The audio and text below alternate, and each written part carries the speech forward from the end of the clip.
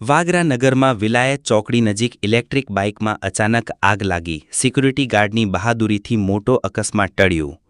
વાગરા તાલુકાના વિલાયત ચોકડી પાસે એક ઇલેક્ટ્રિક બાઇકમાં અચાનક આગ લાગતા થોડા સમય માટે ભયનો માહોલ સર્જાયો હતો. આ ઘટના બનતા જ આસપાસના લોકોમાં અફરાતફરી મચી ગઈ હતી. બાઇક પાર્ક કરેલી હાલતમાં હતી ત્યારે જ તેમાંથી ધુમાડા નીકળવા લાગ્યા અને થોડી જ વારમાં આગની જ્વાળાઓ ફાટી નીકળી હતી.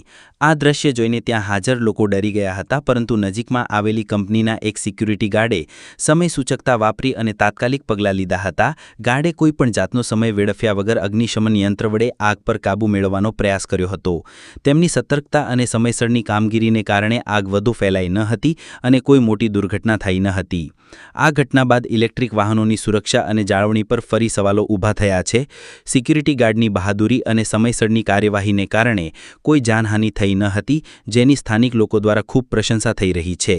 આશા ન્યૂઝ ગુજરાતી રિપોર્ટ સરફરાજ સોલંકી, ભરૂચ.